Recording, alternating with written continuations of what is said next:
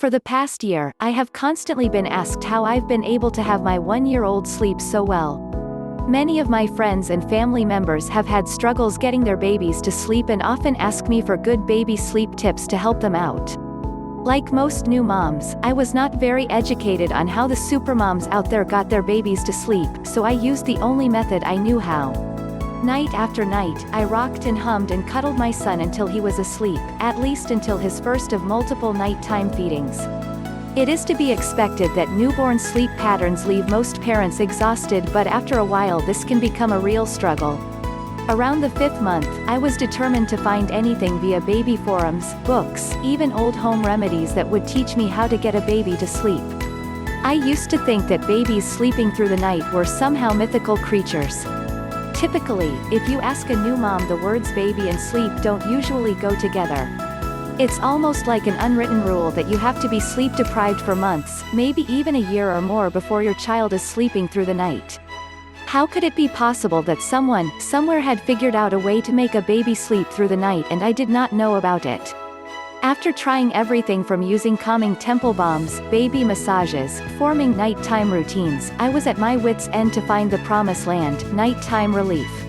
I began my endless search through baby sleep techniques, though my eyes were blurry from sleep deprivation. Through trial and error, I began to notice small changes in my baby's sleep patterns. Eventually, I learned that consistency of his nighttime routine and creating the right sleep environment added to the mix were priceless tools, and I was well on my way to finding the perfect slumber solution.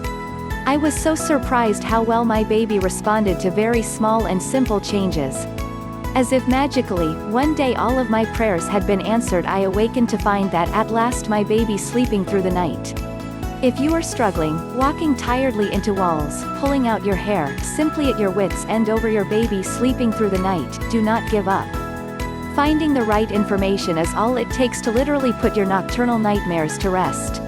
Baby forums are great for finding what other moms have tried and failed with and who has found neat little tricks that actually work. Just because one thing worked quickly for someone else's sleeping baby, does not mean that it will be the same road for you. Try not to become discouraged, but hang in there. The process of your baby sleeping through the night is short-lived compared to the months of sleepless suffering you could endure if you cut your time too short, too soon.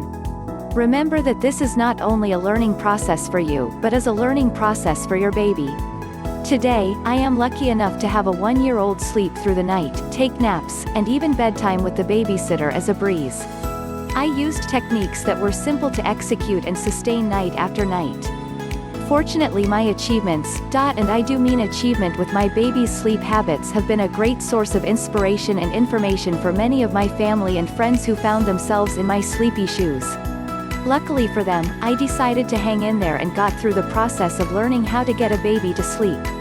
Lucky for me, I was well informed and could help their baby sleep, and the parents finally had uninterrupted sweet dreams. Jean M. Burns is the author of My Baby Sleeps at Night. She has the privilege of being a stay-at-home mom and wife.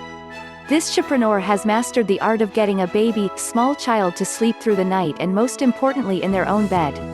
This Baby's Sleeping Through the Night article is just smidgen of what the book and blog site offer. To read more about sleeping your baby, go to